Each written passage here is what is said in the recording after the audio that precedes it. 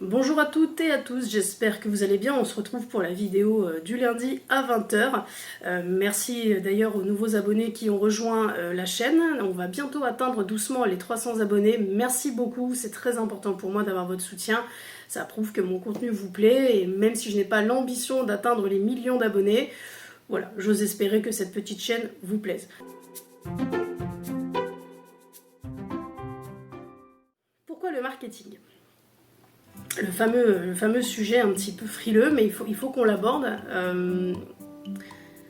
On va commencer déjà par quelques produits que j'ai choisi de vous présenter, qui pour moi ne sont pas, je ne vais pas dire ne sont pas nécessaires, mais vous pouvez les faire chez vous et vous pouvez vous débrouiller autrement que plutôt d'aller les acheter. Pourquoi ? Déjà parce que je pense qu'on a tous un petit souci au niveau du porte-monnaie, et ça je pense que c'est pas que moi, c'est tout le monde. Donc il faut essayer de s'orienter vers des pratiques un peu moins coûteuses, voire même gratuites si on peut, c'est encore mieux.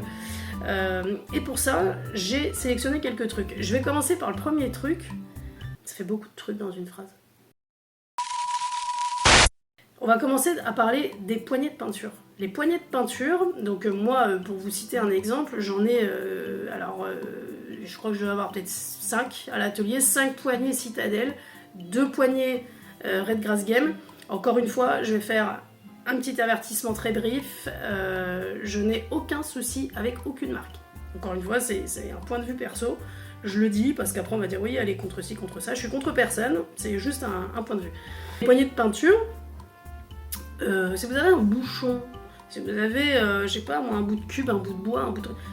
Tout peut servir de poignée de peinture. Mais seulement, j'ai l'impression, après vous me dites hein, si vous voyez des trucs comme moi, mais j'ai l'impression que les gens ils sont hypés comme ça vers des produits parce que c'est un peu de la marque, parce que ça fait peut-être un peu bien d'avoir des poignées Citadel que plutôt de notre bouchon de pinard. Enfin, je sais pas, j'ai l'impression qu'il y a un côté où il faut avoir le truc Citadel, il faut avoir la palette Citadel, le pot à eau Citadel, les pinceaux Citadel. C'est pas forcément nécessaire. Le pot à eau de chez Citadel, du coup. Puis après, je vais arrêter de les citer. Ce pot à eau là, par exemple, moi, il m'a été offert. Donc, on me l'a envoyé dans un colis et je remercie énormément la personne qui l'a fait. Maintenant, je l'utilise parce qu'on me l'a offert, donc autant qu'il serve. Mais c'est pas nécessaire. Moi, mon pot à eau, c'est un petit pot de yaourt, la laitière. Alors, c'est assez petit, il faut aller changer l'eau tout le temps, c'est chiant. Mais c'est un pot à eau. Voilà, tout simplement.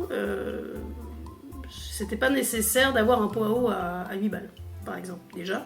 Les palettes humides, je compte même plus le nombre d'articles qui existent sur la palette humide. Bon alors, vous avez des tutos YouTube qui sont super bien faits sur ça, parce que les gens commencent à vous montrer que de chez vous, vous pouvez faire des palettes humides pour quasiment rien. On va pas dire 0 €, mais quasiment rien. Pour ma part, ma palette humide, je suis tombée sur un tuto de Sergio Calvo, qui est un peintre juste badass de chez Badass, où en fait il avait découpé de la mousse dans une espèce de galette de chaise. Alors faites pas ça chez vous, hein, ou alors avec l'accord de votre femme ou de votre mari, parce que sinon vous allez avoir des soucis. En fait, j'ai remarqué, donc moi maintenant j'ai fait cette palette là, j'ai découpé mon cercle de mousse, etc. J'ai mis mon papier, enfin vous connaissez la palette humide, et ça marche super bien. Elle reste humide des heures et des heures et des heures et des heures et des heures. Bon, en termes de gratuité, on y est presque. Voilà, j'ai utilisé quelques trucs de la maison, mais c'est pas grand chose. Il faut aussi qu'on parle d'un truc, c'est les... Alors, moi je l'appelle comme ça, c'est les chiottes de bureau pour les pinceaux. Clean Brusher de chez voilà, vous allez reconnaître. C'est pas utile non plus. Ça, c'est le type d'accessoire typique qui est assez rigolo, parce que voilà, moi j'en ai eu 2 et je les ai jetées parce qu'elles étaient... Voilà. C'est rigolo, voilà, on appuie sur le bouton, ça fait sortir de l'eau propre, on éteint notre pinceau, di baboum. Oui d'accord, mais quand on y regarde bien, vous avez votre pot à eau, et si votre eau elle est pas propre, vous avez juste à vous lever. Voilà, vous levez, vous avez juste changé votre eau, vous en remettez une autre. Non, dis-moi pas que c'est pas vrai. Ce truc à eau, il est pas super pratique, parce que moi j'ai remarqué qu'il y avait un petit problème de stabilité, même si le bureau est quand même droit en fait.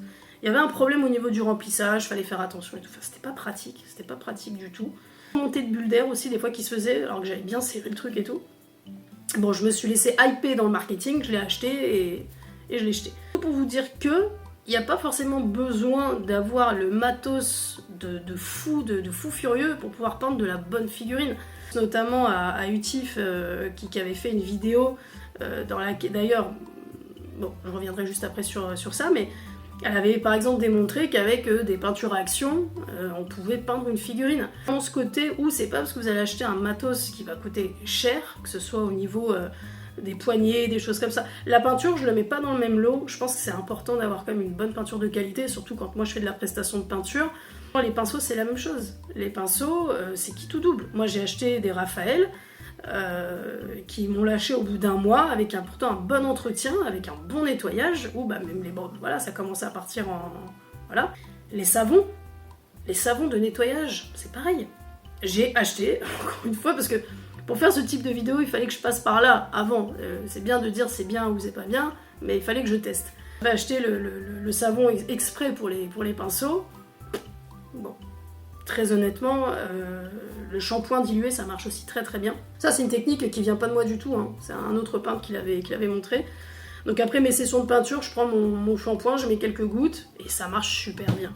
En fait, t'as dépensé des thunes que tu aurais pu garder pour autre chose, pour des pinceaux, ou même me faire kiffer, m'acheter des figurines, ou des trucs comme ça. Donc c'était juste une petite vidéo assez courte, on n'a pas fait de peinture, mais on en fera la prochaine fois, c'est pas grave. Et encore une fois, si vous avez parce que si vous avez les moyens de vous acheter du matériel, faites-le. Moi je suis personne pour vous dire faites-le ou le faites pas. Je pense aussi aux gens qui n'ont pas forcément les moyens de pouvoir se payer ce matériel. Bah voilà, avec quelques trucs, on peut arriver à faire de la bonne chose. Si vous avez un pinceau qui coûte 35 € et que vous savez pas comment on peint, ça sert à rien. Autant, je dis toujours l'exemple de la Ferrari, vous donnez les clés d'une Ferrari à quelqu'un qui n'a pas le permis, non, il saura pas la conduire. C'est la petite vidéo un petit peu débrief où j'avais envie de vous parler vraiment de marketing parce que je me suis promenée sur pas mal de pages Facebook et de pages YouTube également. Je me rends compte qu'il y a vraiment ce truc là, quoi. Vraiment le marketing, et il faut faire vendre, il faut faire machin, et tout ça. Après, je critique pas, il y a des gens qui bossent derrière ces produits, il y a des gens qui sont vraiment à la recherche de nous améliorer le confort au niveau de la peinture, et c'est ok là-dessus.